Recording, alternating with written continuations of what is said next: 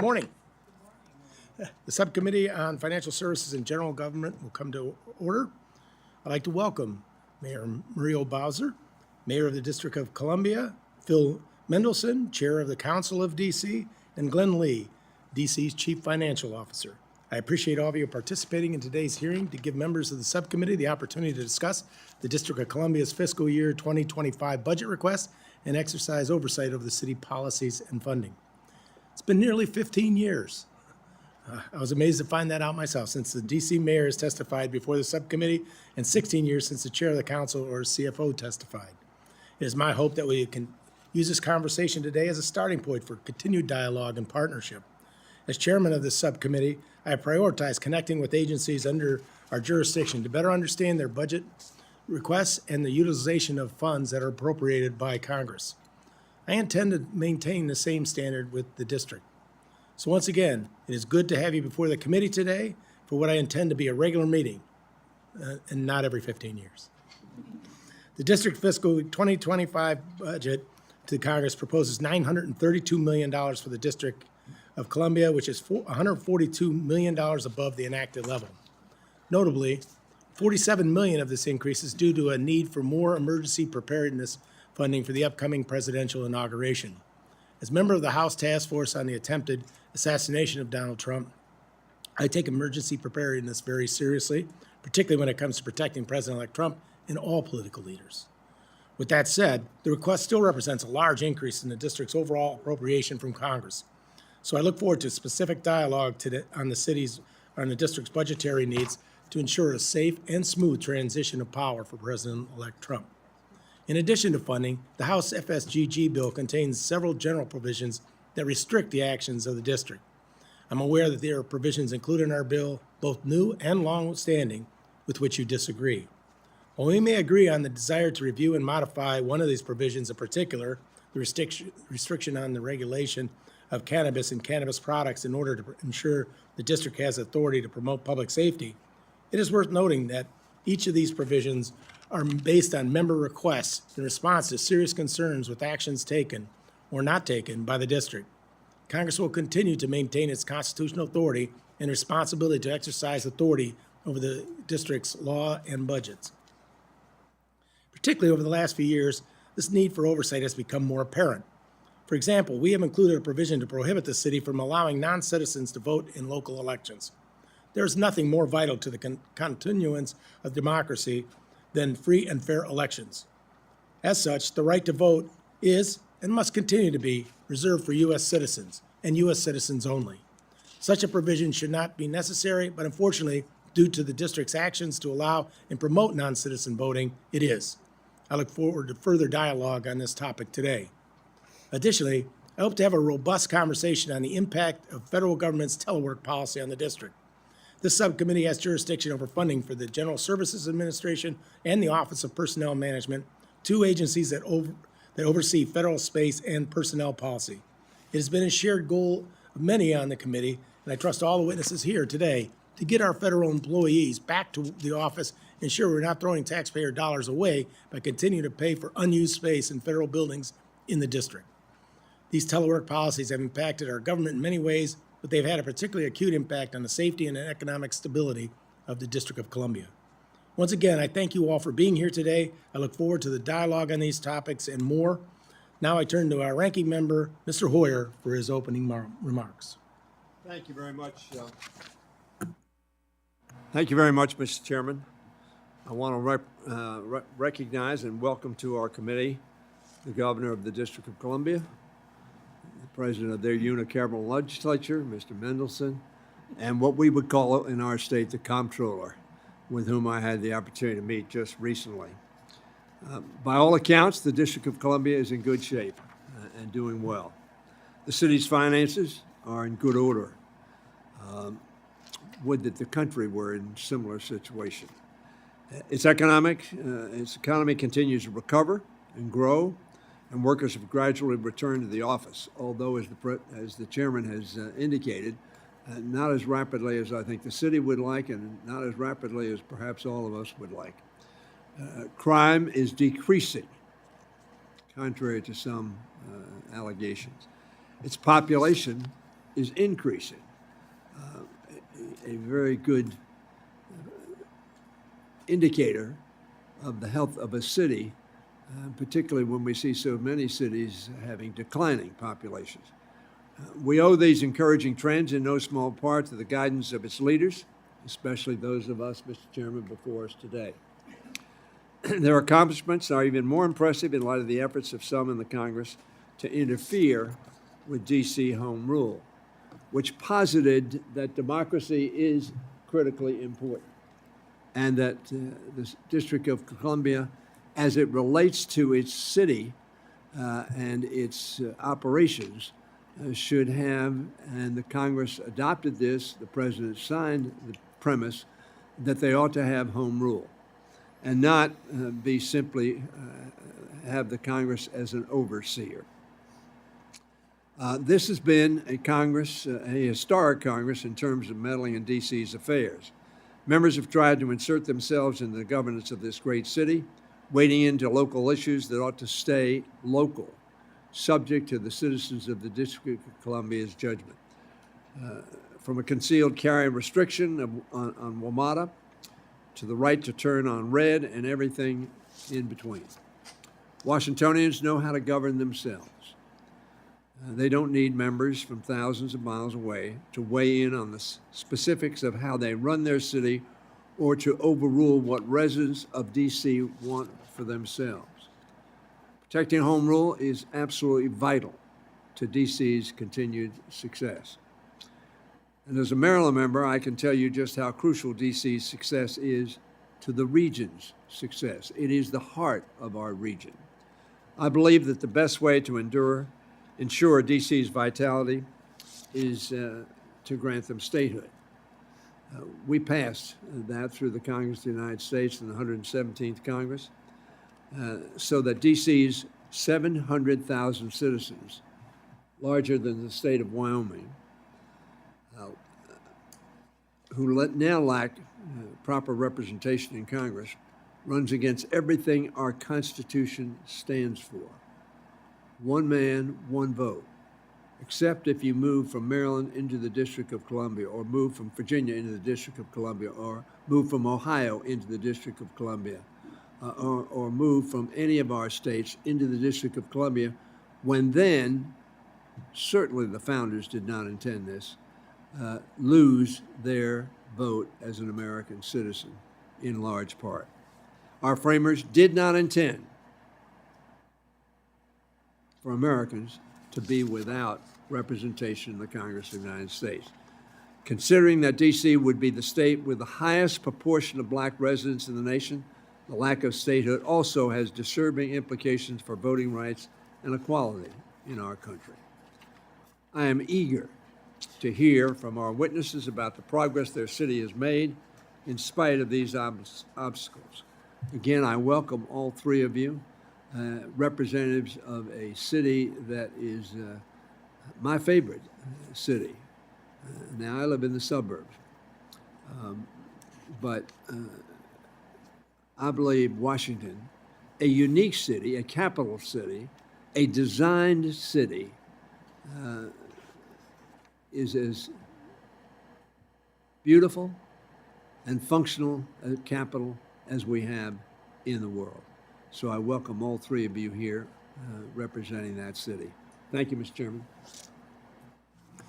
Thank you, Mr. Hoyer. Mayor Bowser, without objection, your full written testimony will be entered into the record. With that in mind, we'd ask that you please summarize your opening statement in 5 minutes. Thank you, Mr. Chairman. Okay, all right, there. It's red. Now you can hear me. Okay. Thank you, Chairman Joyce and Ranking Member Hoyer and members of the subcommittee. And we are just very pleased to be here. And 15 years is too long, and we're happy to join you today to explain the state of the district. I'm Muriel Bowser. I'm Mayor of Washington, D.C. I'm joined today by Council Chairman Phil Mendelson, the Chairman of the Council of the District of Columbia, and Chief Financial Officer Glenn Lee. I'm also joined by members of my team. I want to thank you for the opportunity to appear today to share our economic vision and the financial priorities of our city. And so with no uncertainty, Washington, D.C. Is a well-run city. And notwithstanding the great cities represented on this dais, we believe the best city in the world. We navigate the functions of a city, county, state, school district, and state. And like Mr. Hoyer said, we're unique. We're different. We comply with the designation of a state in more than 500 federal laws. Our finances are strong. We have balanced 29 consecutive budgets, achieved a AAA bond rating, and are the envy of mayors and governors across the country because of our strong finances. We have a $21 billion budget, which, like other states, is mostly generated through local revenues. We are a donor state, meaning we pay more in federal taxes than we get back. We are a model for our family-friendly policies like free pre-K that is universally applied and paid family leave. Our park system is consistently ranked the best in the nation. We have a strong and effective public school system of choice with both traditional public schools and public charter schools. And unlike many urban school districts, our school enrollment has also increased for the past 3 years. Crime is trending sharply down, and unlike many of our peer cities, our population is growing. So I say without equivocation, the state of the nation's capital is strong. And today it's my hope that we will talk about our shared priorities to make our nation's capital even stronger. Our current budget is focused on 3 priority areas: public safety, education, and our downtown. And so when it comes to ensuring that our communities are safe for our residents, workers, and visitors alike, DC is putting its money behind proven strategies for reducing crime. We have been laser focused on rebalancing our public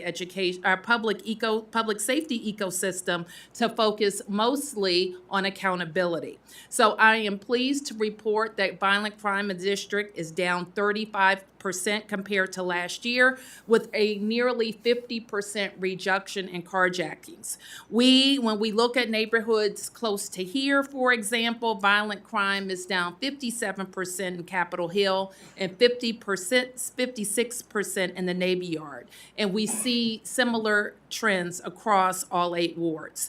And we're committed to continuing those downward trends. Our local MPD budget increased by approximately 13%, fully funding the chief's request. I'm pleased to say that Chief Pamela Smith has joined us here today, and as she develops her budget for MPD, I look forward to fully supporting that request to get us back to 4,000 officers. The fiscal 25 budget also includes increased funding for DCPS and DC public charter schools, and we frequently refer to the nation's report card, or NATE results, that show that DCPS has remained the single fastest improving urban school district 10 years running. This budget also makes catalytic investments in the downtown. Our downtown action plan is funded with more than $500 million to fuel our comeback and keep our basketball and hockey teams in DC where they belong. So we have prioritized efficiency savings as well over the last several budgets. I'll mention a few. We've left no stone unturned in looking for good government efficiencies, including eliminating vacancies, negotiating better contracts and leases, consolidating IT purchases, eliminating outdated technology, and even turning off devices that we are no longer using. We made the tough decision to discontinue a local bus service called the DC Circulator and double down on our investments in WMATA, in Metro. In doing so, we know that we are investing in America's subway system and making sure that we are attracting our riders back. In fact, Metro has made a remarkable comeback. It is a vital part of the National Capital Region's infrastructure, and we look forward to working with the committee on ways to invest in Metro. Over time, Mr. Chairman, but I look forward to talking to you about how our tourism has come back, how our emergency planning fund is so critical to the safety of the inauguration transition in the nation's capital. Thank you, Mayor Bowser. Chair Mendelson, without objection, your full written testimony will be entered into the record. With that in mind, we would ask for you also to please summarize your statement in 5 minutes. Thank you, Mr. Chairman. Chairman Joyce, Ranking Member Hoyer, members of the subcommittee, thank you for inviting me. Last week, I submitted a lengthy statement, which I'm summarizing today. I want to highlight 3 issues. First, fiscally, the district is a model for other states and cities. Second, even though Congress has imposed fiscal burdens. Third, we seek statehood in part to improve our fiscal situation. First, the district is a financial model because our police, fire, and teacher pension system is 99.5% funded. Our OPEB fund is fully funded. Actuarial assumptions for each are conservative. Our reserve funds are at or near the gold standard of 60 days cost of operations. We have an independent chief financial officer. Our budget is based on the independent CFO's revenue estimates. For 29 years, we have adopted balanced budgets and ended each year with a surplus. Balanced. That includes both the forthcoming fiscal year as well as a 4-year financial plan. No other jurisdiction can boast all of this. Moreover, while Congress decreed that our borrowing can never exceed 17% of annual expenditures, we enacted our own law that limits borrowing to 12%. And while Congress requires us to maintain 2 reserve funds, we enacted our own law establishing 2 additional reserve funds. We also are requiring, through local law, increased utilization of pay-as-you-go financing of capital projects in lieu of borrowing. Further, we require long-range capital planning, and the Chief Financial Officer has developed a capital asset replacement scheduling system to bring greater discipline to our 6-year capital budget.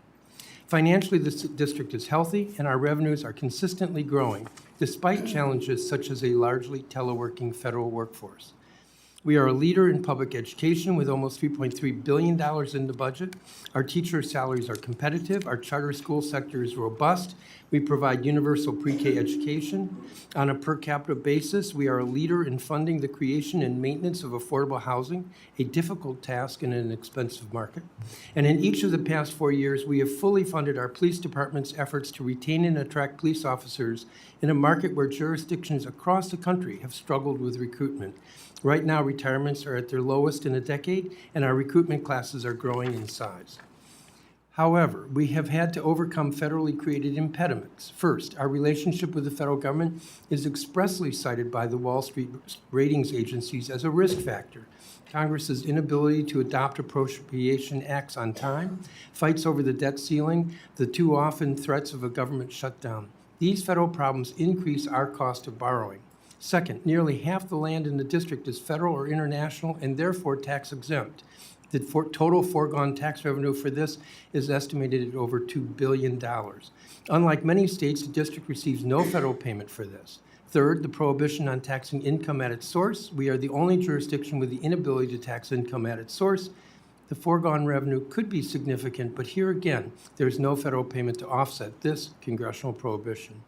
Fourth, Congress perennially refuses to fully reimburse the district's police department and related agencies for public safety expenses directly related to the federal presence.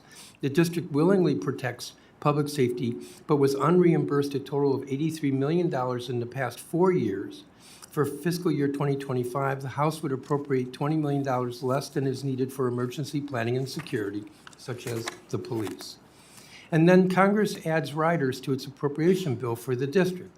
Most damaging is the prohibition on our regulating the sale or distribution of recreational cannabis. This rider dates back a decade and is responsible for a black market estimated at over $600 million annually. Over half the states permit recreational cannabis, but we are the only one that cannot regulate it. This is an urgent matter since, as time goes by, not only will it be more difficult to displace the illegal businesses, but in the meantime, the illegal gifting stores attract violent crime due to their cash-only nature and the illegality of their activity. Our police try to shut down the illegal stores, and the United States Attorney declines to prosecute. The congressional rider has had a negative impact on public safety. Other riders, such as proposing to prohibit automated traffic enforcement, will not only impact our budget, but will facilitate reckless driving on our streets, including red light running. These are just some of the reasons you hear district residents and leaders demanding statehood. I know this Congress is not receptive, but statehood would give the district financial stability, remove counterproductive impediments, and improve our ability to control the public fisc. Finally, my longer submitted statement ends with a list of opportunities for Congress and the district to work together. They include additional measures that would improve public safety, such as adequately resourcing the United States Attorney for the district, adequately funding our courts, confirming the appointment of our judges, and enabling the mayor to call out the National Guard. I appreciate this opportunity to testify, and thank you for the invitation. Thank you. Thank you, Chair Mendelson. Mr. Lee, without objection, your full written testimony will be entered into the record. We would ask that, with that in mind, that you would summarize your statement in 5 minutes. Thank you. Good morning, Chairman Joyce, Ranking Member Hoyer, and members of the subcommittee. It's really good to be with you this morning. My name is Glenn Lee, and I'm the Chief Financial Officer of the Government of the District of Columbia. My organization is an independent agency created by Congress to ensure the district's financial integrity and fiscal sustainability. I am here today to give you our latest views of both the economy as well as our financial condition. Stated simply, the district's financial condition is strong despite challenges brought on by remote work. There's 3 reasons for this. First, the district has a high-wage, high-knowledge-based economy driven by a substantial and stable presence of the federal government or companies that support the federal government. In addition, thank you. In addition, there are a multitude of employers who support the federal decision-making processes, including a large contingent of international organizations that provide stable and high-wage jobs. As a result of this, the district's economy is historically resilient, often buffered from downturns faced by other metro areas in the U.S. Second, the district's financial practices are strong. The district government adopts annually a 5-year financial plan. The benefit of a 5-year financial plan is it allows elected leaders to consider both program objectives as well as longer-term trends in costs, revenues, and liquidity. As was mentioned earlier, as far as I know, this is the only place in the country with that kind of financial requirement. In addition to this, the district has very strong budget controls. It has reserves, not only those established by Congress, but additional ones established by the district that are there for unforeseen expenses or liquidity management. And finally, the financial transactional controls that are in place have resulted in clean financial audits for 27 consecutive years. Very proud of that. Finally, the district's actual condition is good. Our pension obligations are fully funded. That's very rare for major jurisdictions, either at the state or local level. Our debt levels are manageable. Our reserves that we've described represent about 18.5% of our general fund spending when they're fully funded. And in addition to the reserves, we currently have a fund balance of about 25%. Now, it's true that that fund balance is part of our spending plan over the next 4 years, but we will work very hard with the local leaders to ensure that the remaining financial condition at the end of the 4-year period, our current planning horizon, has enough reserves and fund balances to support the district's liquidity needs. As a result of these three conditions, the district has a AAA rating. Having earned a AAA rating is a rare event, surprisingly. Only 10 of the largest 25 cities have AAA ratings in 12 of the 50 states. However, there are headwinds. The district faces headwinds in our economy, primarily resulting from remote work. Many economists believe that remote work is a transformational change in the employment market for office-based workers. Time will tell. It's hard to know right now, but time will tell. Nonetheless, in many major cities, including the district, office utilization remains 50% of what it was prior to the pandemic. For the district, this means that on any given day, there's 100 to 250,000 fewer people commuting in the district to work in our offices. Fewer workers means less economic activity, which ultimately leads to lower tax revenue growth. In fact, our current forecasts estimate our revenues will grow at maybe slightly above the rate of inflation over the next 4 years. This is in stark contrast to rather robust growth prior to the pandemic and even the couple of years after the pandemic when the economy was recovering. A slow growth environment will lead our elected officials to do any of the following combination of items. First, slow the rate of growth, and you heard the mayor describe some of the initiatives adopted in our last budget, increase taxes or other revenues, and implement economic development initiatives that increase the tax base significantly in the long run. In conclusion, the district's high-wage, historically resilient economy and its current sound financial condition position the district leaders well to manage the district through economic headwinds, both those we know about and those yet to be seen. Thank you very much, and I look forward to answering your questions. Thank you, Mr. Lee. We'll now begin our questions. Each member will have 5 minutes for their questions and answers. When the timer turns yellow, you will have 1 minute remaining. First, I will recognize myself. In the fiscal year 2025 congressional budget request, the city requested $97 million for the emergency planning and preparedness. $47 million of that request was allocated for expenses surrounding the upcoming presidential inauguration. That funding resolution was fulfilled in September, continuing resolution. We have subsequently received a request for additional funding for the inauguration as well as money for other emergency preparedness purposes. Of course, we need to take all necessary precautions to ensure safety and security standards are met. While funding for police, fire, and emergency medical services and Homeland Security make up the bulk of that request, the funding request is a significant increase from what was requested in 2021. Mayor Bowser, can you explain the additional funding needs in more detail? And is every dollar requested intended for reimbursing federal expenses related to the inauguration? Mostly, it reflects increases in inaugural costs, but also all of the costs that MPD incurs because of our special federal status and how we support the federal government.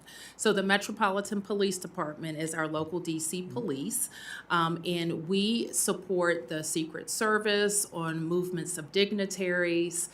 We support federal land in the district where there are First Amendment activities or protests or demonstrations, and we support big events like the 4th of July, of course, and the inauguration.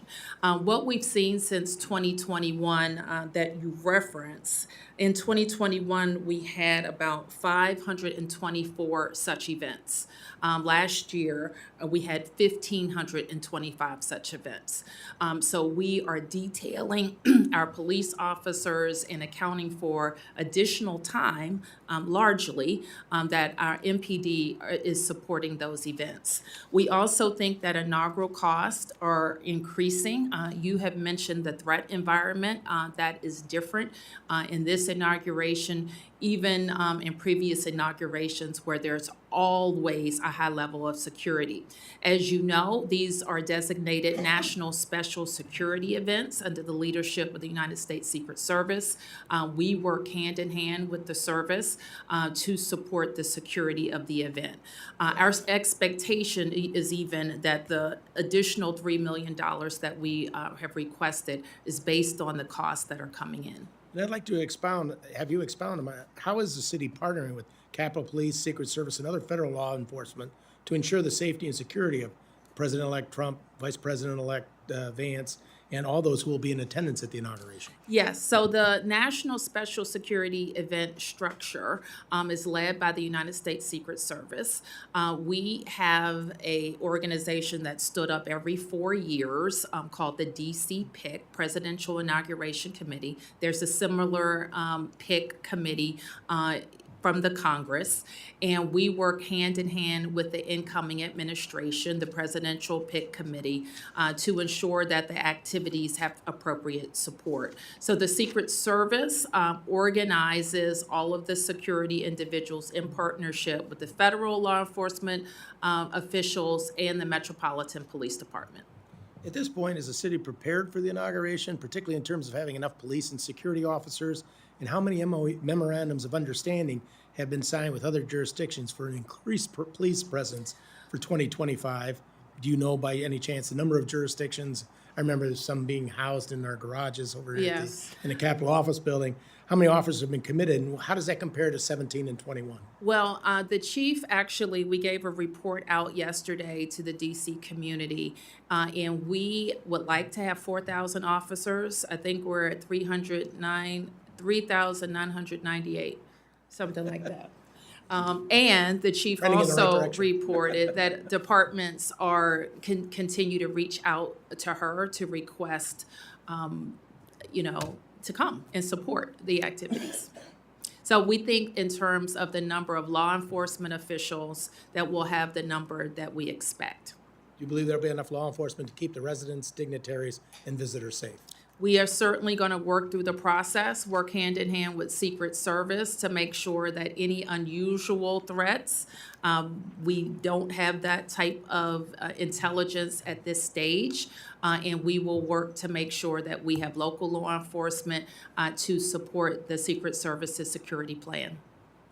I realize I'm about out of time, so I'll now recognize the distinguished gentleman from Maryland, Mr. Hoyer. Thank you very much. Let me ask you a question as a follow-up to the chairman's question. Obviously, substantial expenses were incurred in 2017, January 6th in particular. Can you tell me the status of the payments that have been made to the District of Columbia to reimburse the added expenses that the security events since January 1, 17 have occurred? Have you been fully reimbursed?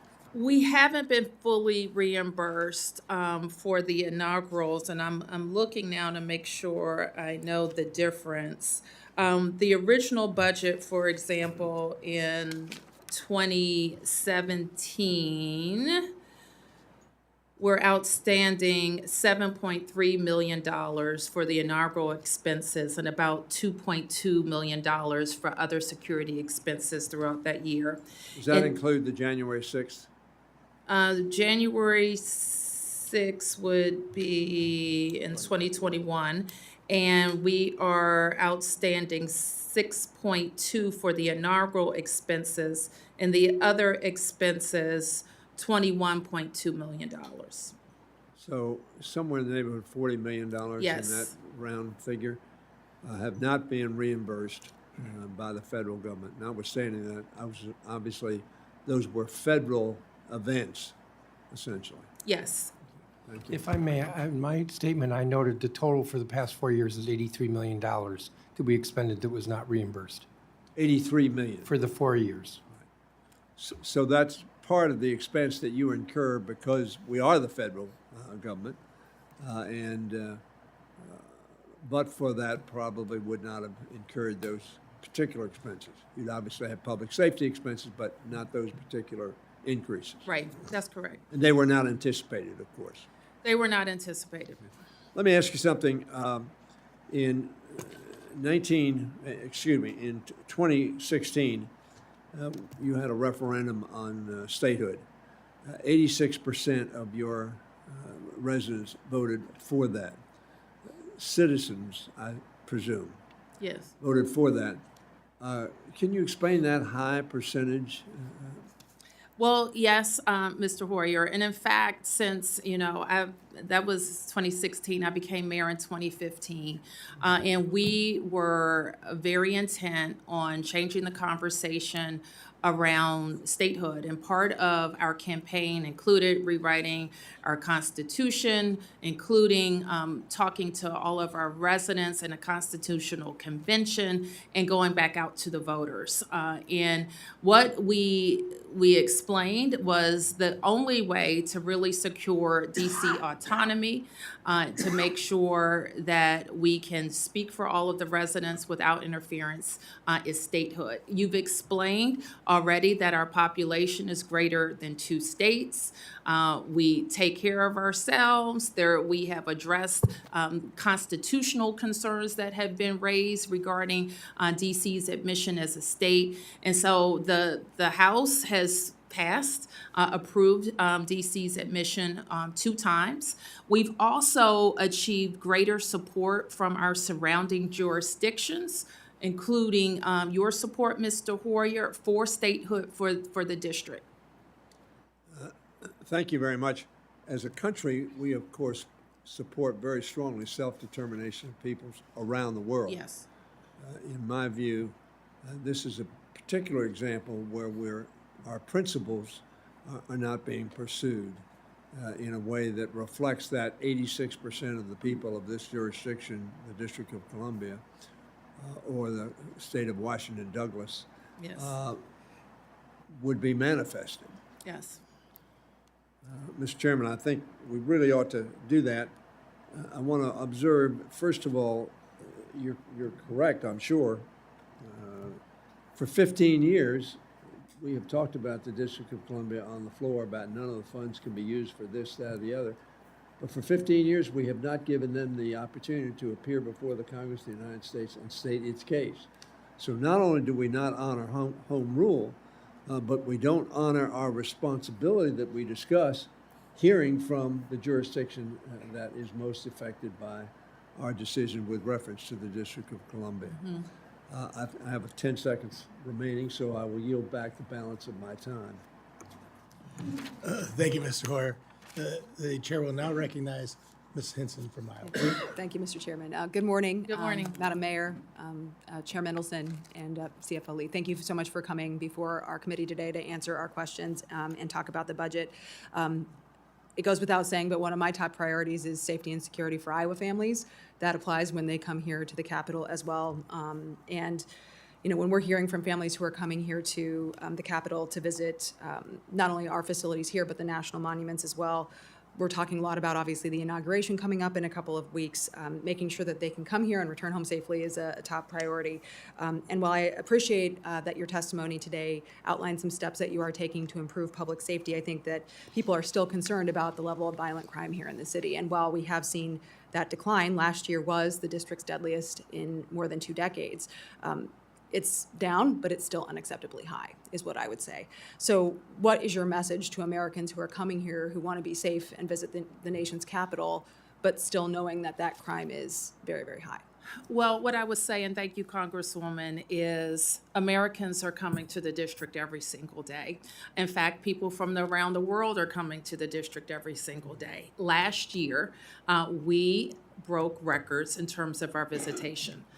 We exceeded the pre-pandemic levels, and we had the highest level of visitation in the District of Columbia. So I know that Americans are enjoying the museums. I know that they are taking advantage of our wonderful hotels, great transportation network, going to our restaurants and seeing our shows.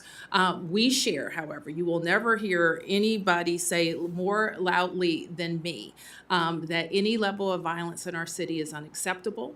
We've worked very hard to rebalance our public safety ecosystem following the pandemic that disrupted it and disrupted it in very fundamental ways. And I think that our focus on accountability and driving down crime and people having illegal access to guns and using guns has been very important. We do, when we come and speak to members of the Congress, and the chairman highlighted it, and I highlighted it as well, we could use some help. As you know, we're different. We have federal appointments to our courts, and we have no ability to replace vacancies on the court. And so the Senate right now has 10 very qualified judges that we hope could get some floor time and get passed. And obviously, we're trying to do our part in the House with Thank you. expanding federal judges and making sure that the case backlog can be addressed. But I think realistically, enabling rhetoric that was unacceptable and anti-police and soft on crime for several years did lead to an increase in crime in the city. And while I'm glad to hear that you are trying to reverse that trend, and people are coming here, that fear still exists. And when you hear 274 homicides in 2023, people they may have to come here for work and for other things, but they are still certainly afraid. So when you look at arrests that are happening, and you talk about some of these illegal guns that people have, how many of these people are repeat offenders, right? They're being signaled to that they're not going to be held accountable for, whether it's lack of arrests or prosecutions. That's both probably a part of the conversation, but how many people are repeat offenders? We think that there are a small number of people who are responsible for most crimes. We do think that. We think that people who use guns will tend to use them again. And we look to make sure the ecosystem is working. And that's why we're fully funding our police department. We're looking at our policies to make sure that if they need to be recalibrated, they are being recalibrated. You've heard the chairman ask you to make sure that our United States Attorney's Office has not only the number of people that they need, but highly skilled attorneys that can work in an urban environment. And it is important. We cannot discount the need for swift trials and having the judges that we need help get us there. Yeah, well, and I certainly think when you think about the message that it sends to police and recruiting police and getting more people into the force, and thanks to the chief for being here today, we want to make sure that those who are arrested are actually prosecuted, because it's tough to be a cop out on the street, putting your life on the line every single day, and then realizing that these people are walking anyway. So I think that's a couldn't huge agree with fear. you more on that point. Okay. If I could just add. Yes, So Mr. Chair. we are different than any other jurisdiction in that all of our felonies are prosecuted by the United States Attorney.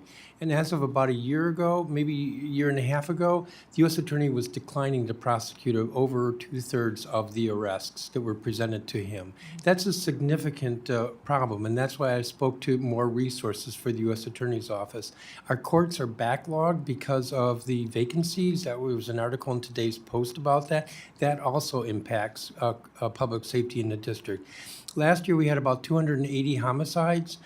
This year, as of today, we have 182. We will be below 200 this year, so violent crime is coming down. Unfortunately, a challenge with crime is that when their word is that an area is unsafe, it takes a long time to overcome that, even if the statistics show that crime is down significantly. Well, I certainly think maybe a separate conversation with the district attorney about how they're pursuing these cases as well is worth having as a committee. And Mr. Chair, without objection, I'd like to admit for the record this article from the Washington Post, if I may. Okay, thank you. I yield back. Thank you. Thank you, Ms. Henson. The chair will now recognize Mr. Pocan for his 5 minutes. Thank you, Mr. Chairman. Thank you, Madam Mayor, Mr. Chair, and Mr. Lee for being here today. First off, I want to say I'm one of those sponsors of the measure for DC statehood. Proud to have voted for that. In fact, I think today you just, in a few minutes, made the case stronger than I think I've heard. You know, the fact that 27 years of passing audits, Department of Defense has failed 7 in a row. That's our record.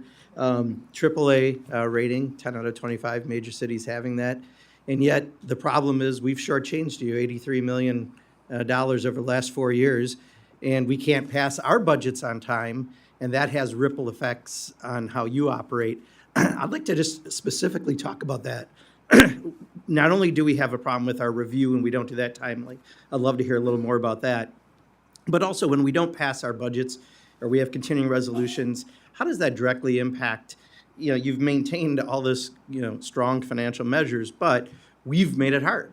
And then when we do meddle, we tell you, what healthcare women can get, what your traffic laws are, a whole lot of other things. Can you just talk a little more about the problems we cause for the district?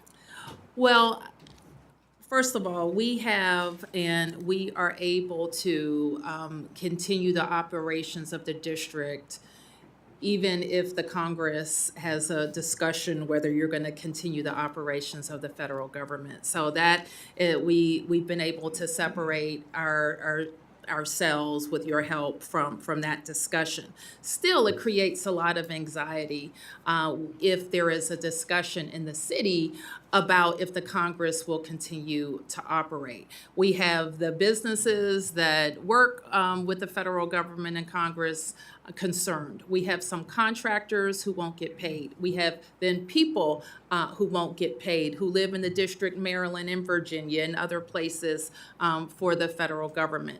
So that continues to be a concern for us. We have, and as the chairman has testified, even our local laws passed democratically by the Council of the District of Columbia are sent to the Congress, and sometimes they're layovers. When I sign our bills, frequently I'm signing bills that I've already signed, but I have to have a congressional emergency because it hasn't been fully approved on the Congress, by the Congress. So there are just inefficiencies in that process that locally elected officials decide, and that should be final at that decision point. I'll turn to the chairman. Yeah, if I may add, so the mayor noted the instability, which is significant. I noted that the Wall Street ratings agencies note this as a negative factor in their ratings for us. Our debt service, we pay a bit more for debt. When there was the shutdown a few years ago, the city picked up the trash on the mall. That was a cost that we bore. Our revenues drop if there's a shutdown long enough. The chief financial officer has done estimates in the past. But, there'll be just less going on in the city, and therefore our revenues will drop. The public thinks that we are federally funded. And it is true, decades ago, we received a significant federal payment, but we are not federally funded. Our $21 billion budget, I think less than 1% is discretionary federal payments. But the public thinks we are, and so that too adds to the anxiety or the instability when the federal government is going through these tussles over the debt limit or continuing resolutions. Public thinks the district is going to be shut down as well. Thank you. Just a quick question for the mayor also. January 6th, many of us were around. You didn't have the ability to call out the National Guard. Right. Can you talk about that for a second, and if there is a different way you'd be able to handle something like that?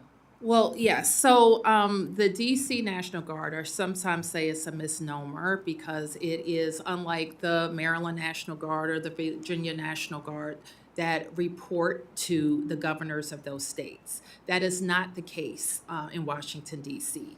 The D.C. National Guard reports to the president. And would you like to have authority to be able to? We would. We think it's very important. And in fact, the closer that governing is to the people being governed, we think is better, first of all. We would take great pride in it, like we do in all of our public safety agencies like MPD. We believe that we can strengthen recruitment. We believe that we can attract more people to the Guard. And we think it's necessary to be more nimble in cases of emergency. Thank you. I'll yield back my 1 second. Thank you, Mr. Pocan. We now recognize Mr. Edwards for his 5 minutes. All right, thank you, Mr. Chair. Mr. Mendelson, you testified that, I believe it was the federal attorney refuses to prosecute marijuana-related crimes. Was that my understanding? That's basically what I said. Right. What actions, if any, has the council taken to urge the federal attorneys to prosecute crimes? We've been quite public about it, that a key factor in reducing crime is prosecuting people when they're arrested. I think the U.S. Attorney was very embarrassed by the Washington Post article that was a summer ago that showed the declination rate around 2/3 of the cases presented. The declination rate has improved, so they are prosecuting more cases. But we rely totally on them for the speed of trials and whether to even try in the first place. And so I'm specifically interested in the prosecuting the crimes for marijuana-related Yes. incidents. Is that to Yeah, what so you're- my testimony referred to the fact that when the executive, MPD, goes out and shuts down a store and an illegal store and refers it to the U.S. Attorney's Office, they're declining those prosecutions. And so, again, can you be more specific in what calls you have made to the U.S. Attorney to prosecute those crimes? Discussed it mostly publicly. I think I've discussed it over the last couple of years privately with the U.S. Attorney. I mean, they don't come under us. And so we don't have the ability. You know how frustrating oversight can be, but we have no oversight authority over the U.S. Attorney. And so are you saying publicly right now that you had rather see the U.S. Attorney prosecute marijuana-related crimes? Yes. I was referring specifically to the stores, but yes, more broadly. When there's a major drug case, I think they prosecute. But we're talking about these, I call them pop-up stores that do this illegal gifting. They don't have a license. They're selling, in fact, they purport to be selling cannabis. Typically, it is laced with other drugs. It's actually dangerous to human health. And when they have been closed down, because we have started to close them down, there will be other drugs that are found.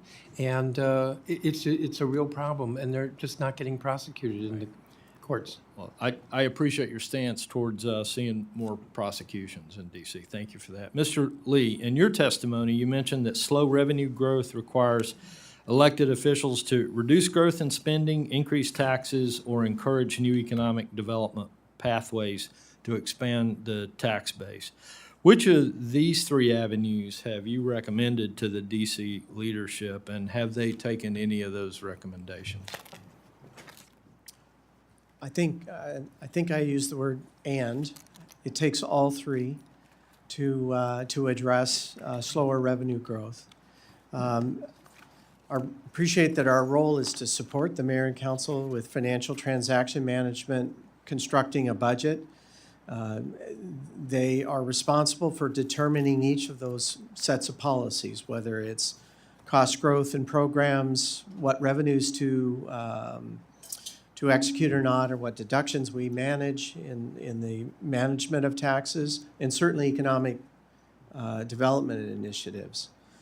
Now, clearly, we have a wealth of information and tremendous expertise, and we routinely help both the executive and the council assess different programs for a variety of reasons, whether it's program effectiveness or efficiency. And we're happy to do that. Thank you. Ms. Bowser, 10 years ago, in 2014, there were 3,961 sworn officers and 105 homicides. Today, there are 3,159 sworn officers, and so far this year, there have been 180 homicides, 800 fewer officers, and 75 more deaths. What's changed in the last 10 years, and what, in your opinion, can be done to reverse the trend that we're seeing here in the district? Well, thank you, Congressman. I'm pleased to say that it's not as low as you report, is 3,266 officers. And I would point to 2 years where we were unable to hire police. And we would also point to our trajectory and investments necessary to get there. And we are prepared to make those investments in our upcoming budgets. We've also been very focused on making sure that we have a policy environment in the district where police want to work. And what we are finding is that that's happening. police look to the district and know that they're policing in a city, and they're also supporting the federal government. They like the fact that they're working in an urban environment, but also have opportunities for high-level detective work. So we think that we have made the policy changes, the investments in recruiting, the competitive salaries to attract officers. All right. Thank you. Mr. Chair, I see I'm out of time, so I'll yield. Thank you, Mr. Edwards. And just to clarify, Chair Mendelson, the District of Columbia has agreed or okayed the sale of cannabis. It's been not allowed because of the direction of some member of Congress or a directive from Congress? Correct. So what you're hoping is that the people who are doing it illegally and creating the black market that you said it was how many million? 600 million, that's actually a figure from a couple years ago. So there's a $600 million black market that's operating because what you wanted to do isn't allowed to because of something that the federal government, a directive from one member, has managed to put into. So if we could regulate, then we would have a regulated market, and that in turn, if we do it right and it's competitive, would largely put the black market out of business. And you'd But also without be- a regulated market, there's just recreational cannabis. People just go to illegal stores. And you'd be able to tax the legal market and create another funding source for the district. Yes. Now, I didn't mention that because in my view, that's not the primary goal here. Understood. But versus having to expend money to go after Correct. the folks who are doing it illegally, you'd be able to at least get something from it. But the U.S. attorney won't help you or assist you in going after those illegal ones who are selling stuff potentially laced with fentanyl or other bad things. Correct. Thank you very much. Mr. Chairman, might I just add, I want to be clear that the Metropolitan Police Department, along with our commission that regulates medical cannabis, is involved in a campaign right now to shutter illegal shops. And since they have been active in that space, we have issued dozens of citations and closed 14 illegal shops. And we will continue until we make sure that all of the businesses that are operating in the district related to cannabis are legal. And I commend you for doing that, and also that crap that they're selling at gas stations to Yes. underage kids. Yes. That is also illegal. I'm sorry. I'll get off my soapbox. Mrs. Torres, we recognize you for 5 minutes. Thank you, Chairman. That was a very important topic also. I want to also welcome you, Mayor Bowser, Chair Mendelson, and Chief Financial Officer Lee. Thank you for being with us here today. As a former 911 dispatcher and as a former mayor, I truly understand the importance of fully funding our police departments, especially here in our nation's capital. I cannot even imagine the work that you have to do with your hands literally tied behind your back, having Congress question and authorize your every single move.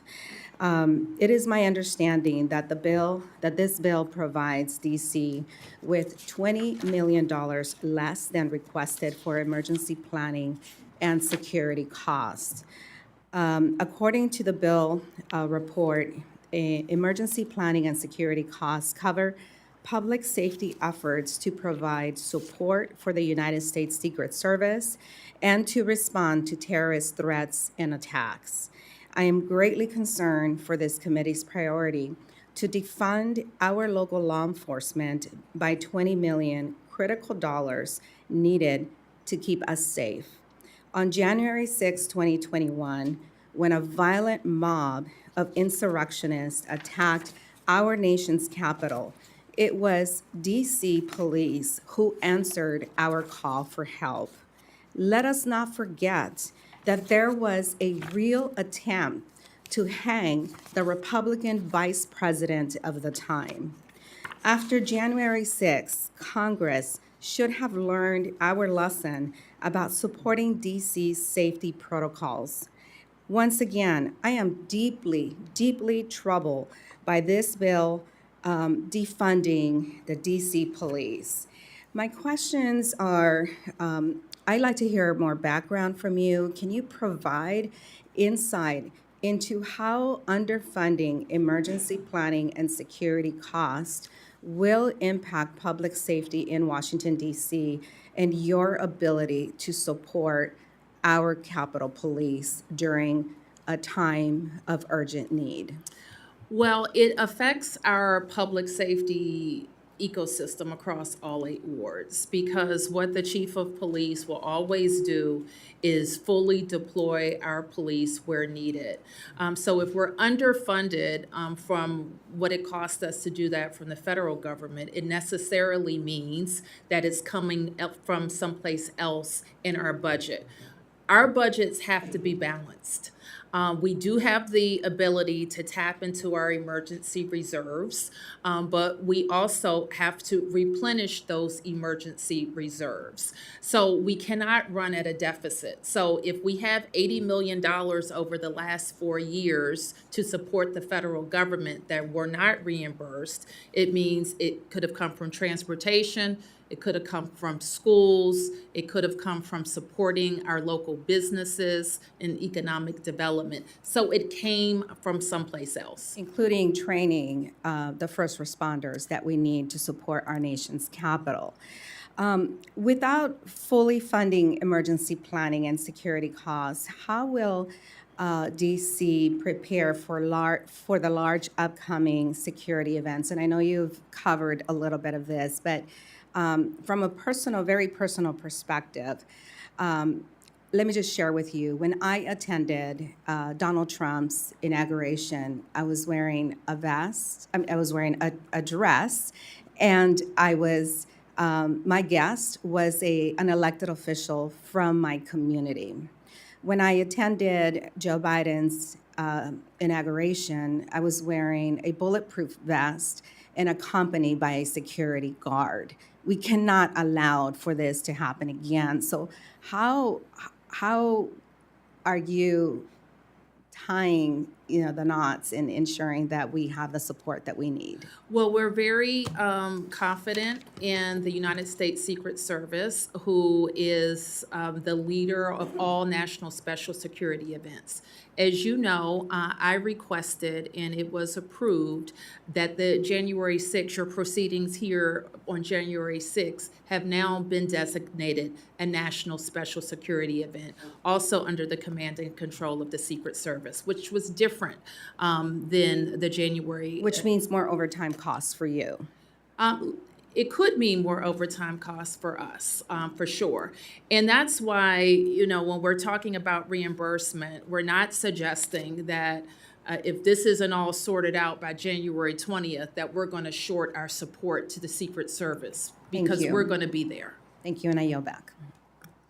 Thank you, Ms. Torres. We'll now recognize Mr. Womack. Thank you, Mr. Chairman. Just a point of clarification before Ms. Torres leaves. Does she need to correct the record on a statement you made a minute ago about this committee defunding the DC police? This committee will ultimately support the budget that we're proposing, and this committee is proposing $20 million. Does this budget defund, as you say, the District of Columbia Metropolitan Police Force? Absolutely. It defunds the Metropolitan Police Force by $20 million in preparedness dollars that they need. I think there is a difference between saying we're defunding something, that's a declarative statement that suggests that we are taking all funds away from law enforcement in D.C., and that is simply not true. Simply not true. So I personally would like for the record to be clarified on that. I won't belabor the point. I want to thank the panel for being here today. My first question is for the Chief Financial Officer. There's been a lot of discussion about work from home as it concerns the federal government. And a significant percentage of the federal government continues to work from home. I don't think there's any question that because there are nearly 800,000 jobs in the District of Columbia and less than half of those jobs are filled by people who live in the District of Columbia, That is correct. that a significant number of people who fill jobs in the District of Columbia are working from home based on federal policy. This has to concern anybody associated with DC government, because if you're working from home, you're not commuting, so WMATA is automatically affected, likely, bus service, transit services, those kinds of things. You're not eating in local restaurants, so those restaurateurs are impacted, not shopping in DC-related business. So this has a cascading effect. This is not just simply an issue of whether you should work from home or not, is it not? Work from home, as the key statistic to think about is because we're an office-based economy, ultimately, people come here to work in offices. Our offices are utilized about 50% of what they were prior to the pandemic. That's not unusual across the country for major cities. And that then leads to the economic circumstances that I described. Very slow revenue growth. In particular, our property tax on commercial properties is actually declining fairly significantly.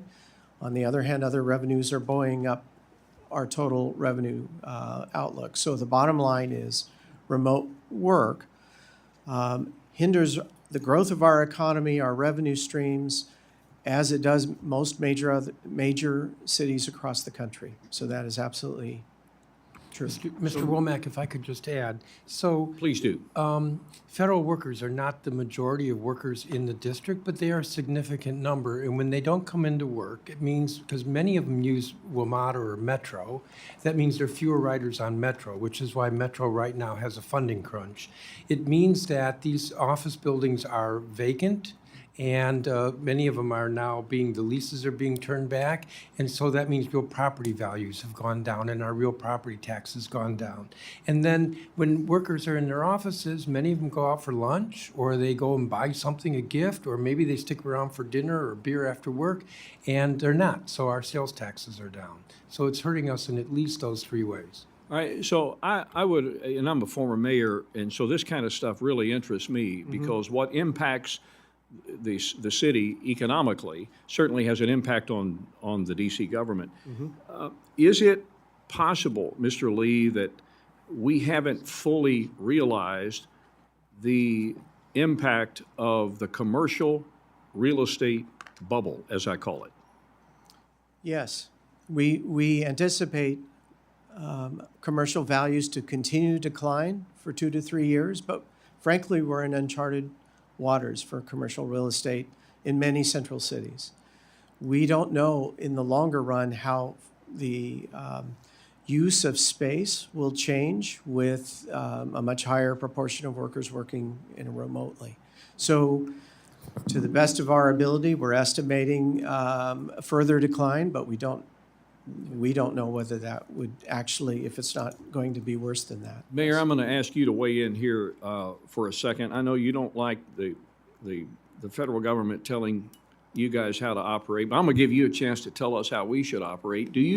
Would you recommend to the bureaucracy, as it were, that people come back to work? Thank you for that question. That's a softball for you. It's a softball. I'll take it. And this is how it would start. It's up to us to change our trajectory. So the CFO's responsibility is to estimate out over several years, and I think his estimates suggest that we haven't hit the bottom in commercial value decline, and maybe we would in a couple of years. But I take that as a challenge for our team to change our trajectory. The biggest thing that the federal government can do is have a centralized return to the office plan. It can be done. We did it. We have 37,000 employees in the District of Columbia. They came back to the office in June following the pandemic. We have a 4-day per week in-person policy.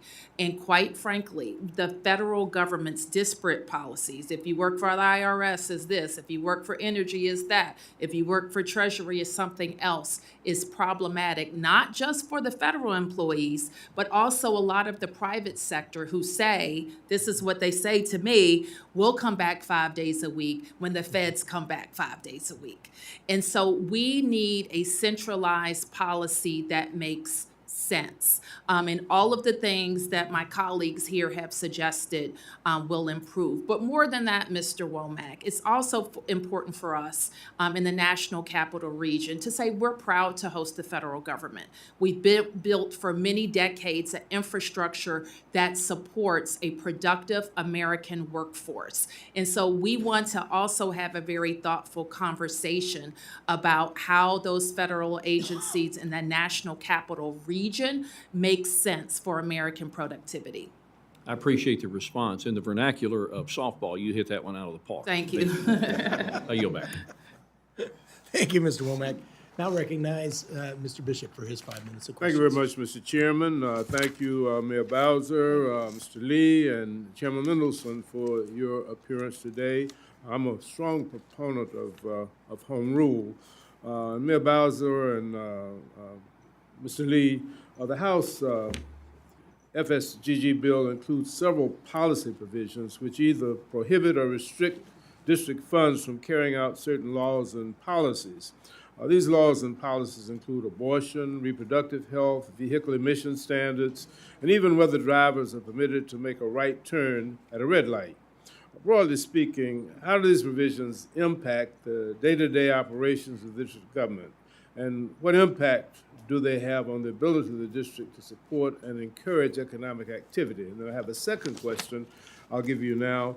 The President's budget for FY25, as well as the Senate Appropriations Committee, approved $40 million for the tuition assistance grant program. What will the impact of that? The House Appropriations Committee, of course, is only proposing $20 million for that program.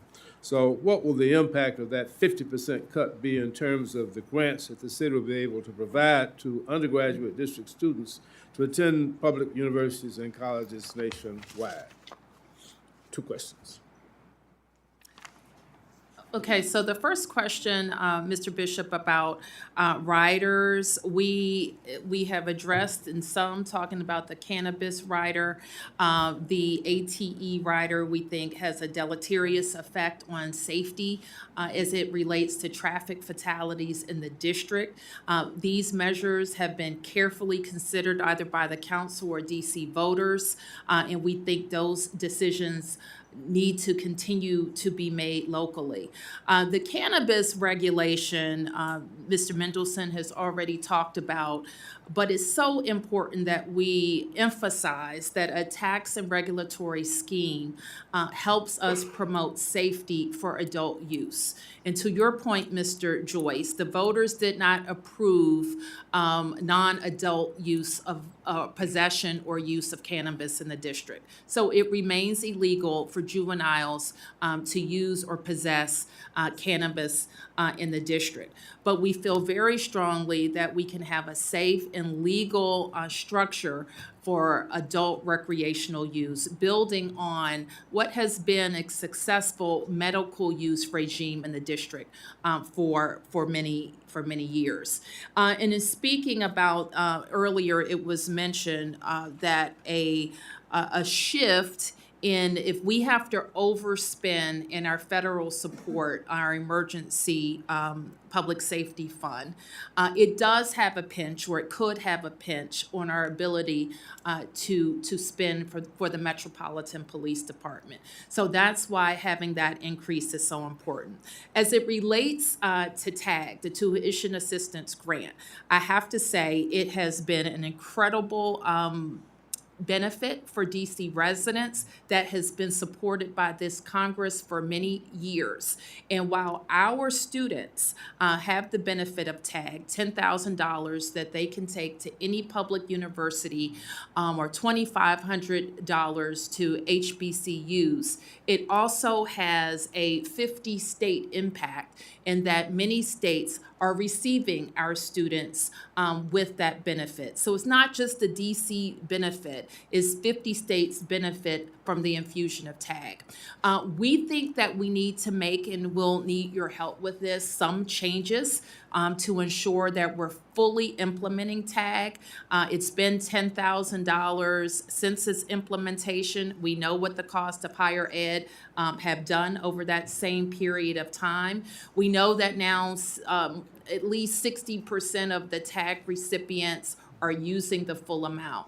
And so when we increase with your support and go from $10,000 to $15,000 on the current budget trajectory, we'll be in the right place. Mr. Bishop, if I could add, I know you're on the clock, but the challenge of governing is complex. And so let's just take traffic and traffic safety. There are many different policies to try to ensure that our roads are safe for everyone. One could disagree over different strategies, but ATE is part of our strategy. When there's a congressional rider that sort of swoops in, and just pulls out one piece of the strategy, it's not dealing with the complexity of the regulation. And that's part of the challenge. So not only is ATE important for our traffic safety in the district, but we're being handicapped. It's like one arm being tied behind our back because nothing's being done to deal with the rest of the problem. Thank you, Mr. Chairman. Can I just have about 10 seconds? 10 seconds are yours, sir. All right. What about the 50% cut, proposed cut to the TAG program? We think that cutting tag by any amount will prevent us from making the necessary administrative changes that keep tag viable for DC residents in the 50 states. Thank you, Mr. Sanford. Chair will now recognize Mr. Molnar for his questions. Thank you, Mr. Chairman, and good morning, Mayor, Good morning. and Mr. Lee and Chair Mendelson. Thank you for being here today. This year marked the 40th anniversary of sister city relations between Washington, D.C. and Beijing. And I'm very concerned about this relationship because, as you know, the Chinese Communist Party has become increasingly more aggressive at home and abroad. In Washington, D.C., people can openly petition their government, voice their opinion, and exercise their other rights under the First Amendment. Beijing embodies the opposite of these values, with no free expression and punishments for those who speak out. Just most recent example would be to see what's happening in Hong Kong with all the political prisoners there. Additionally, the Chinese Communist Party's United Front uses engagement, including sister city programs, to exert influence over foreign governments, officials, and businesses. Given the nefarious nature behind the sister city program, as well as the horrific human rights abuses perpetrated by the CCP, how do you justify continuing this relationship with Beijing? Well, thank you for that question. And we have been active participants in the Sister City program with other capital cities around the world. I don't know how long this arrangement is with China, but it's probably a couple of decades old. And we're happy to review all of our relationships, but we do take a lot of signal from the United States Department of State. And that's a conversation that we'd be happy to have with them. We were pleased that Secretary Blinken created a division in the State Department that works with mayors and at our level. And I will tell you that a lot of our relationships related to Sister City are not high-level diplomacy. They're people-to-people strategies. So what can we learn from a Chinese school in Beijing? And some of our sister city relationships focus on healthcare. Others focus on cultural exchange. And we are proud to represent American values in all of those relationships. So the basis for all of our sister city agreements is how we can share the best of America and take from those relationships what help us on either cultural exchange or how we do business. Okay, so you take, from what I can tell, you take a lot of direction from the Department of State. Is that what I'm hearing? We certainly consult, and so if there Let me just, yeah, sure. So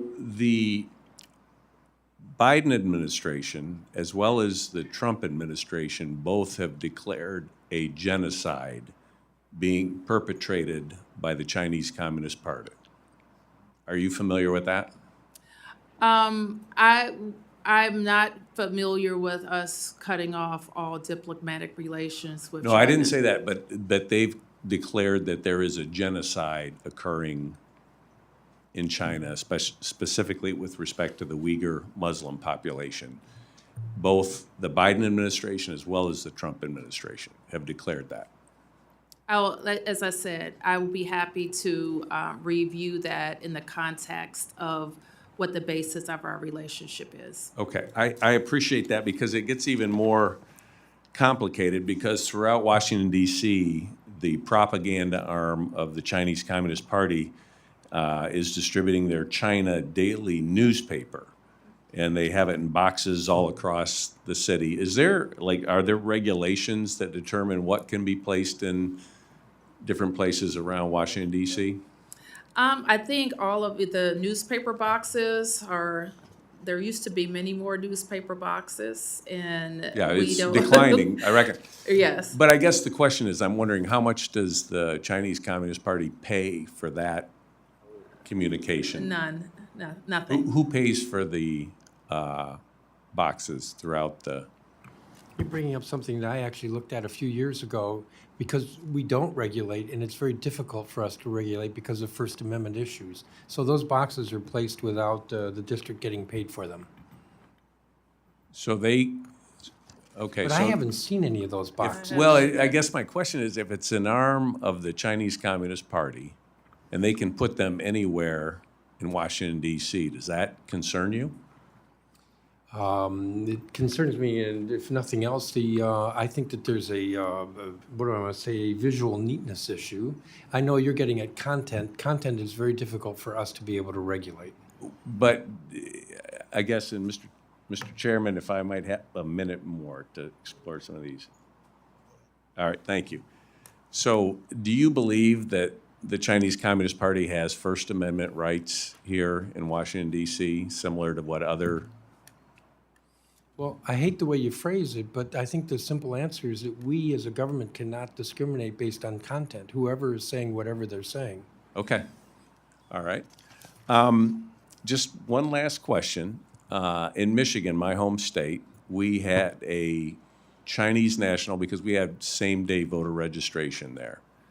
We had a Chinese national vote in the election illegally, and the ballot was never able to be retrieved, and so you had an illegal vote cast by someone of a foreign government representation. And Washington, D.C. offers same-day voting. You're also allowing people only to demonstrate that they're residents rather than citizens to vote.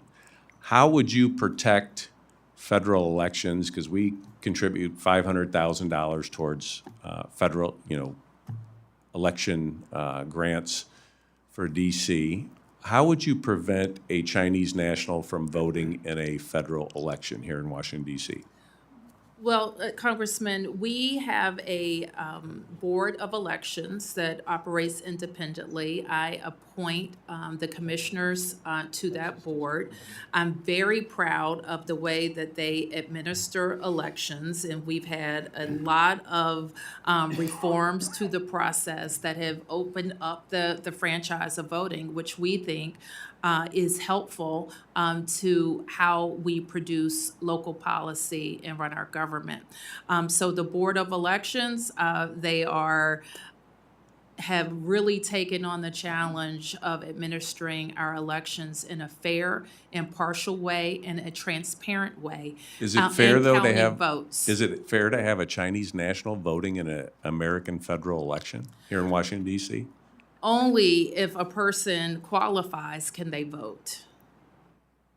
Well, as you phrased it, I would say no. A Chinese national, then they would not be a truly... DC resident. Yeah. But how would you prevent that? If it's only proof of residency and a Chinese national is a resident here in Washington, D.C.? I don't want to speak for the Board of Elections, who has the responsibility for administering them, the rules. And they know the eligibility requirements for any voter. And I have to tell you, we don't get complaints about how our elections are administered. People can vote from home. They can go to their local voting centers. They can vote on paper. They can vote electronically at the vote centers. And what we're very proud of is at the end of the night, we know who won. And so I think DC residents feel very confident about how they vote in the district. Thank you, Mr. Chairman. You've been very generous with your time. Thank you. Well, thank you. And there seems to be some thought of maybe we're having so much fun here that we go into a second round of questions and recognize myself and start that process. And I'd like to follow up on where my distinguished colleague, Mr. Molnar, was. Can you make a distinction between how many, in the 2024 election, how many non-citizens versus citizens of the district voted? I think we do know the number of non-citizens who registered. 523 out of, I don't know, how many hundreds of that, 200,000 voters. That's pretty quick. Yeah. What distinction do you make between those things that are in DC and a federal election? Well, the Board of Elections has the ability on the spot in our voting centers to be able to give you the ballot that you're eligible for. For example, if I voted outside of my home precinct, which I did, and I'm only going to get the ballot. Therefore, my ward representative is on my ballot. My advisory neighborhood commissioner is on my ballot, not someone else's. Similarly, the board can produce a ballot that you're eligible for, so the federal offices would not appear on your ballot if you're not eligible. So do you believe that non-citizens should have the ability to vote in your elections? The council has passed the bill. I would have suggested that residents, we have a lot of long-term residents here who have the ability to work. They have work permits. And that's one level of identification that I think is well proven. And we have a lot of our residents who came to the district with temporary protective status. Now, I know there will be a big discussion over immigration reforms, and we look forward to participating in that because we think that people who live here, who pay taxes here, who raise their families here, who have mortgages here, who have jobs here, and have been here and have come here with temporary protective status and other means should have a pathway to citizenship. Those residents participating in a local election, I think, makes our process better.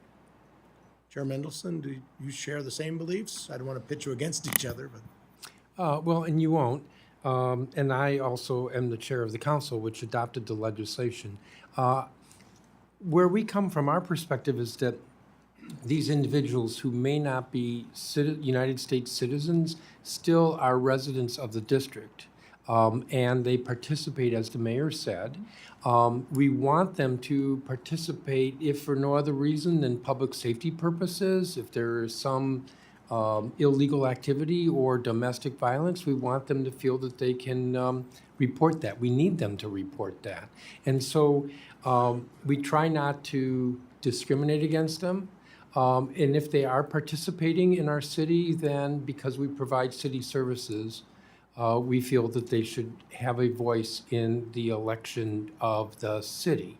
But we make that distinction. I said it the way I did because we're not saying they should participate in federal elections. So does council participate in the integrity of elections, or as far as making sure that? Sort of in the same way that you do. We have oversight, and we have hearings, and so we hear whether there are complaints or problems. So we have heard complaints and problems about the speed of elections, vote counting, and complaints about lines at some of the precincts, but we've not heard complaints about illegal voting. Okay. And just to clarify, Mayor, when I was talking about the crap that kids get, I was talking about like Delta 8, and those things that the hemp type products that are not being, they put it out there as being THC, but it's actually coming from China Yep. or somewhere else, and these are chemicals. It's not any type of grown thing Yep. that is something that we all should be making sure. I know in my state of Ohio, it's now an active thing going on in the House and the Senate to try to rid those places from those, because those people are not making any distinction whether or not they're selling to kids. They're just selling, Yes. and it's crap. It's crap. And I totally agree with you on that. We've been fighting all types of synthetic substances that have been sold. And some, like, is not only crap, some of it is deadly. Right. And so we know we don't want our kids or adults buying off market where we can't assure the authenticity of the product. So if we could regulate, we'd have seed to sale, but we can't regulate. Where there have been enforcement efforts against these illegal gifting shops, there's sometimes been testing by the government, and we have found almost always that there are other substances mixed in with the cannabis. And we've also, as I mentioned before, found other drugs that are being sold in those establishments. Thank you, and I applaud your efforts on that. I would defer to my dear friend, Mr. Hoyer, for any questions he might have. Thank you very much. First of all, general question. There are 89 provisions in our fiscal year 25 bill which deal with directing you to do something or to prohibiting you from doing something that you wanted to do. How inimical is that to your governing the District of Columbia? And for instance, these provisions do not relate to my telling Mississippi citizens what to do, or Iowa citizens what to do, or for that matter, Maryland citizens what to do. What impact does that have on you on an annual basis in trying to deal with these? Well, we've talked quite a bit about the policy writers, Mr. Hoyer, that I think are affront to kind of our democratic principles. Our residents don't understand it, and in some cases, we think that it prevents us from making the best decisions for the district, or spending a lot of time kind of fighting about it and explaining or over-explaining, explaining again why we need to have control of our transportation policies to protect residents of the district. What we'd rather be doing is talking about the things that we can work on together that we know with your influence we can change, like a centralized return to the office policy for the federal government, because a lot of the things that the CFO has mentioned about declining commercial property values can be impacted by such a change. But there are other things we've outlined in our policy. We don't expect to go back to 2019 in terms of commercial utilization. And I don't know that we expect the federal government to all of a sudden use some of the underutilized buildings. So another thing that we can work on together is what the process is for underutilized buildings. If there is a change in the amount of federal jobs in the National Capital Region, we think it would be akin to a base closing. And the impact that we have seen just with remote work is akin to 20 bases closing.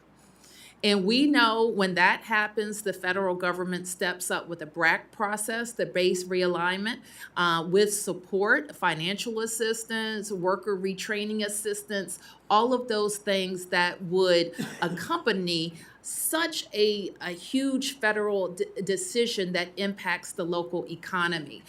So we have several buildings that we think are prime candidates for realignment that we like to work with you on.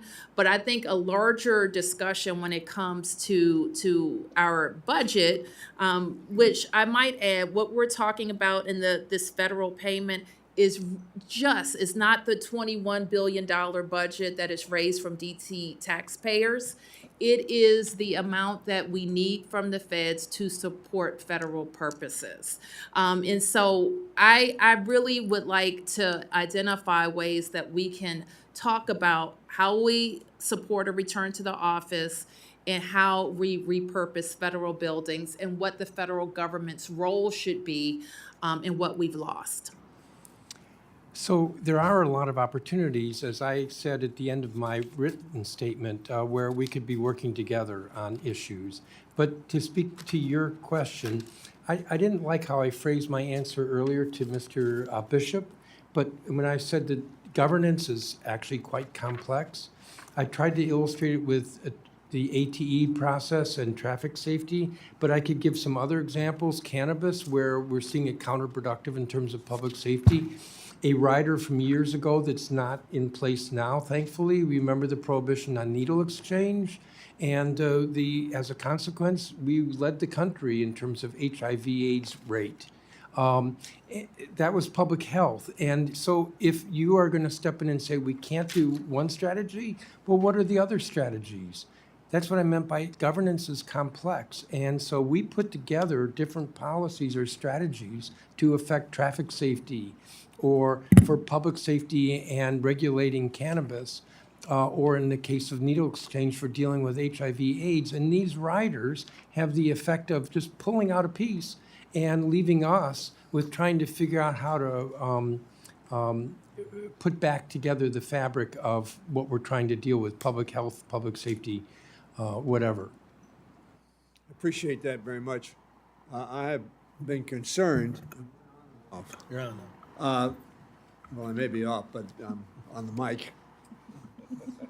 I continue to be concerned, and the carrying of guns on the Western Metropolitan Area Transit Authority is particularly one that has concerned me and has been continues to be imposed, as if the laws governing guns should be applied on a citizen of the District of Columbia in every other state.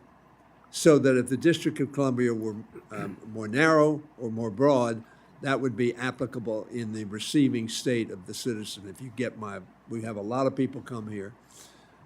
Uniformity of laws would be, I think, very helpful in this regard, so that everybody coming here would know what the rules are. You're coming to the nation's capital, or you're going to New York City, or you're going to LA, or you're going to Chicago. That their rules would be applicable, as opposed to us, in effect, imposing on the District of Columbia rules that we like better than apparently the citizens or the governing body of the District of Columbia like and think are furtherance of the public safety. I tried to stay away from gun control issues because I know it's a hot button issue, but I think you're touching on that. When I chaired our Judiciary Committee, I realized that most folks who have guns are law-abiding. They're people we don't have to worry about.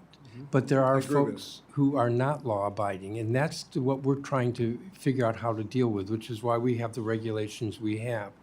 And I totally get it that folks who are in Wyoming or Western Michigan grew up with guns, they understand guns, they know gun safety.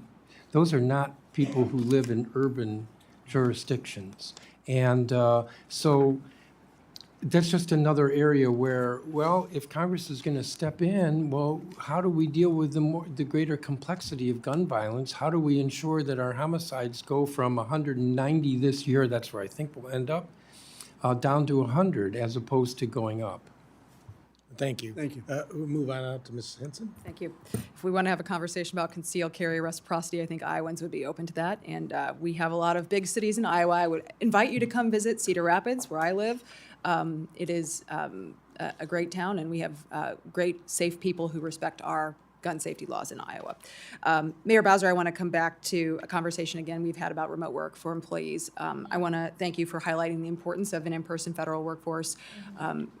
We had before this committee several administrators come in and testify they had work-from-home policies that required people to only be in the office one day a week, which is frankly unacceptable. And Congress has passed the Show Up Act, so we actually tried to take action on that to force people back. So I think that you'll see some action on that, hopefully in the next Congress, where there will be a change there. So are you ready for that? I guess is the next question, because when you think about all, if those people are required on January 20th to show up to work, what's that change going to be like for the city? Yes, we are ready. Yes, we are ready. And in fact, we have had that conversation with Metro. I think the biggest impact would be on our public transportation system. And unlike some places, Metro has leaned into frequency, leaned into more in optimized bus routes, so that we are prepared to carry our workers, visitors, and residents. Speaking of changes coming in the next Congress, you talked about immigration reform and working with Congress on that, but I think it goes without saying there is going to be some deportation activity happening. Are you planning to comply with ICE detainer orders, should those come to your police department? We will follow the law. Does the city's funding request reflect all your needs for enforcing that and following those laws?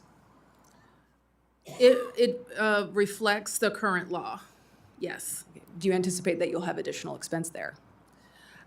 I don't, as long as the current law is in place, I think that we are funded to handle that. Okay. Well, let's get people back to work and let's continue to follow the law. And I just want to close, Mr. Chairman, with something I know I heard a number of my colleagues commenting on DC statehood today, and I do believe it is simply a ploy for Democrat control here in Congress. I think it is an effort to get the votes to stack the Supreme Court and enact a radical policy agenda, and I cannot support that. I think Americans made it very clear in this last election that they want to see DC be more like a state like Iowa, and that is what I will continue to support. I think it's important that you are able to execute these policy priorities as we've discussed here today, but I don't think it was ever an intention for DC to be a state, and I will yield back with that closing remark. Thank you, Ms. Henson. Chair will now recognize Mr. Molnar. Thank you, Mr. Chairman. And just wanted to follow up briefly. And I recognize, the sister city partnership with Beijing goes back 40 years. And I think most people were very hopeful about China. And 40 years ago, 30 years ago, the idea was they were going to become more freedom-loving, more democratic, more a responsible player on the world stage, and what we've seen is really just the opposite. Would you agree with that? Well, what I will say, Congressman, is I didn't come prepared to talk Okay. about China or a sister city relationship, so I don't want to be argumentative or restate what I've already said. Yeah. I would like the opportunity to go back and review some of your questions. Thank you. And just one thing to kind of think about, because you are the leader of a city that's known throughout the world. Yes. I don't think you would have had a sister city relationship with Pretoria, South Africa during the apartheid regime. That would be an assumption on my part. I don't think you would have had a sister city relationship with Berlin during Nazi Germany. I think those are fair assumptions. I guess the question I would ask for you and the council to consider is, are Beijing's actions consistent with what should be our nation's capital and a sister city relationship? And I think those are fair questions. And as I sit here, one way I would approach it, and I haven't in the 10 years I've been mayor, but my staff will tell you I'm very, and these are the words I use, stingy with our sister city relationships. We're called on multiple times throughout the year. Ambassadors, mayors come to my office and ask to be sister cities with us. I think that I maybe have added 1 or 2 new relationships in 10 years. So we take the responsibility very seriously. And the thing that I might consider as I sit here, but again, I want to review it, is just instituting on a schedule, a review process of those relationships to check in on the status of it. Okay. I think that would be a reasonable way to approach it. Okay, thank you. Thank you. And I yield back. Relatively painless, and I know that our time is up. I know you've had much fun here, but Yes, it's good. with that, some of the members on the committee may want to submit questions for the record. And so we'd ask that please submit any questions for the record for the subcommittee staff within the next 7 days. With that, I'd like to thank you all for you, being Mr. here, Chairman. for your time today. And we're going to do this again. So we're not going to do it every 15 years. We're going to do it again. And to all you who came to support the people that you have here, our witnesses today, thank you for being here today and your input. It's not often we have such a full gallery and when it comes to meetings like this. So thank you for being here as well.